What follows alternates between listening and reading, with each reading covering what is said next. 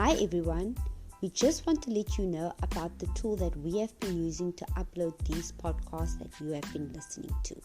It's called Anchor.fm. It's a really cool and easy to use app and it's free.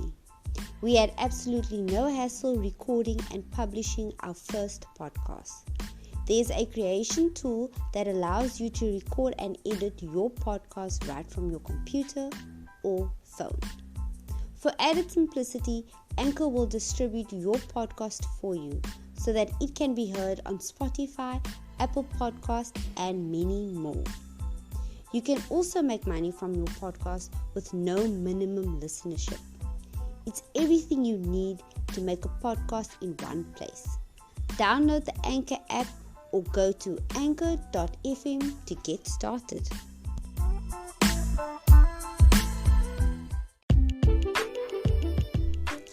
Hi, this is SA Frontline NGO podcast, here to give you the latest news on South African non-profit organizations and a platform to providing the skill set to start your NGO.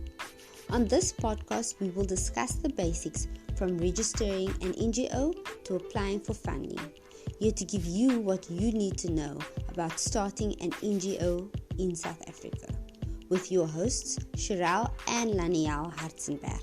So tune in with us at SA Frontline NGO.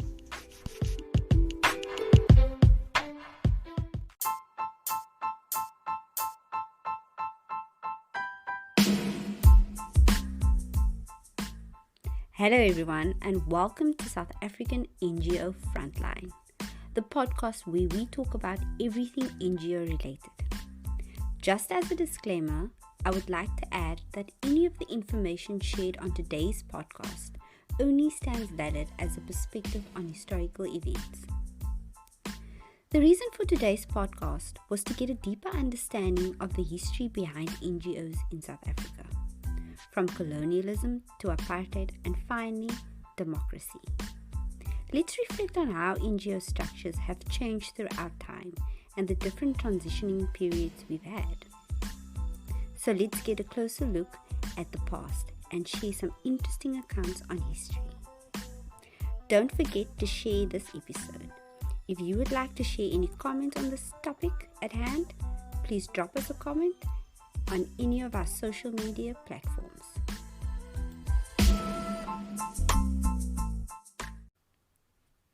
We are not the makers of history. We are made by history. Dr. Martin Luther King. I just thought that would be a fitting and appropriate quote for today's episode. And to get into today's episode, for the history of NGOs in South Africa, we need to start with the arrival of missionaries on the African continent during the 1800s. Missionaries who at the time wanted to dispense charity and make provision for education and health services. On the one hand, they were driven by a strong desire to genuinely serve humanity and to bring about material and social changes which would improve its quality of life. On the other hand, they were overcome by moral self-righteousness, which led them to make hasty and uninformed judgments upon native norms and values they were scarcely equipped to understand. By the 1920s, other and equally overt influences had begun to emerge. The mines at Kimberley and on the Witwatersrand, migrant employment in urban areas, the education curricula of mission trade schools, and the training given on an ad hoc basis for white farmers to their laborers. Systems which ultimately changed the structure of South African society and its needs. All of which changed the direction of NGOs' approaches. As opposed to saving the native, their focus shifted to the equal development of all humanity. Shifting mission schools as a place of rebellion against Bantu education, standing as some of the first non-governmental organizations, mission schools played a pivotal role for and in the anti-apartheid government. not forgetting that such interjections from outside also came with its own cause for concern. With Christianity becoming the order of the day to such an extent that scholars were expected to change their names. Take, for example, the case of Albertina Nonsikele Sisulu, who later became an anti-apartheid activist. Nonsikele, as she was previously known, persevered with all odds stacked against her, but her informative years proved crucial to the role she would later play as an anti-apartheid activist.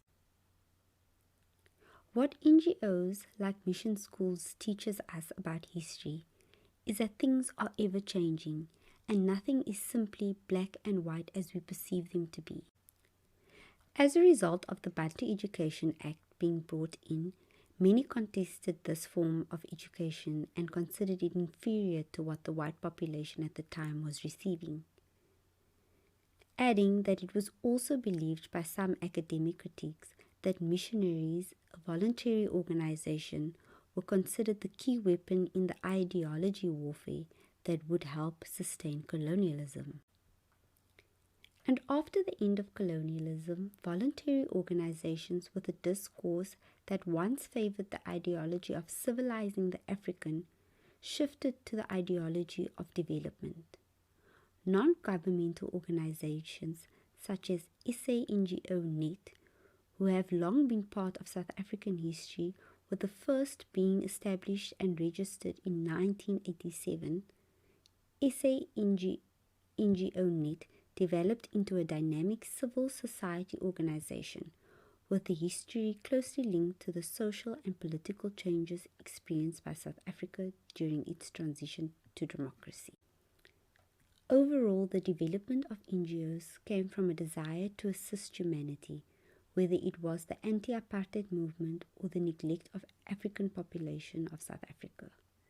International and local companies, foundations and governments assisted against the regime and to some extent boycotting the South African government both before and during apartheid and advocating for the marginalized.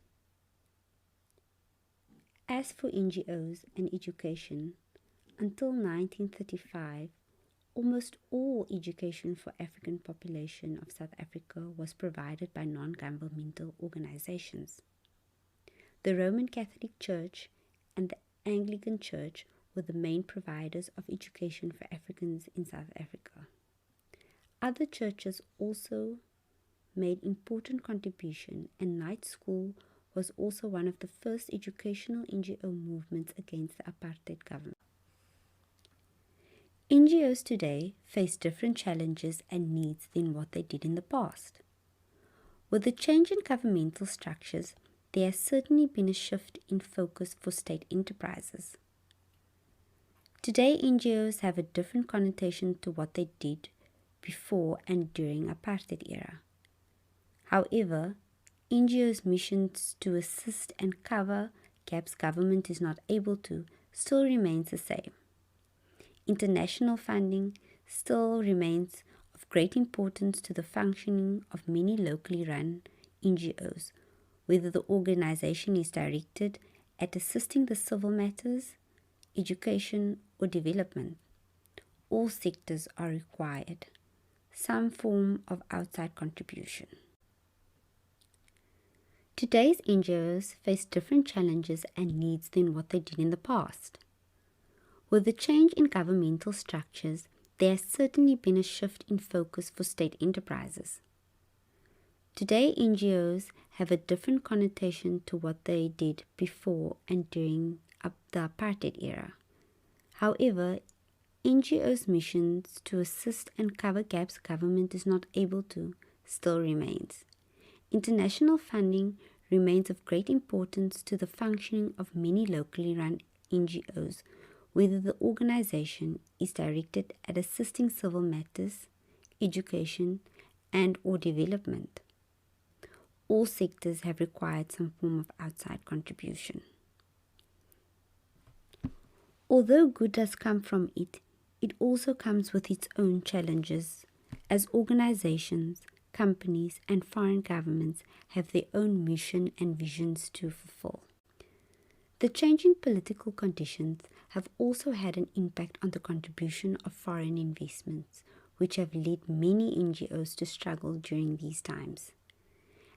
At the same time, NGOs have been resilient in their quest to assist the people.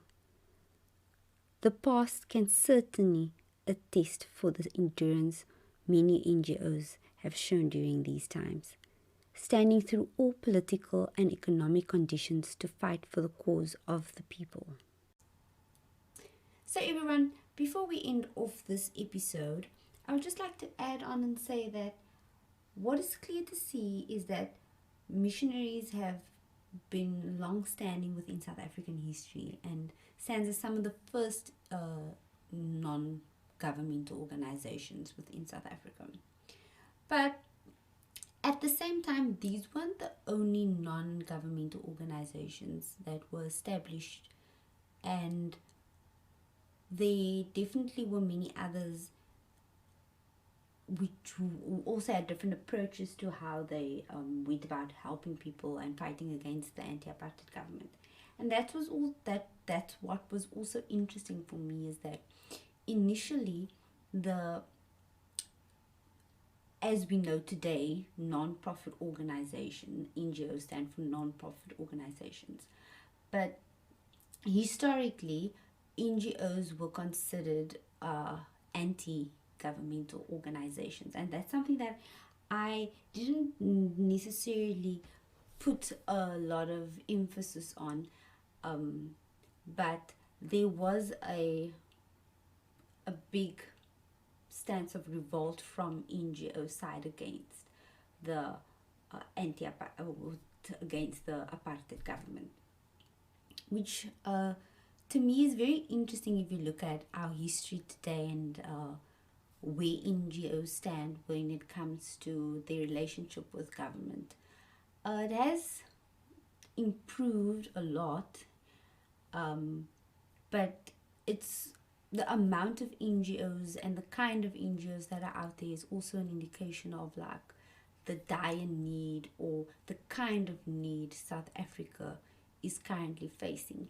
And that was something interesting for me, is that the kinds of NGOs are an indicator as to the concerns that's currently in that specific community or society. And that is something that I found should also be reflected on. So yeah.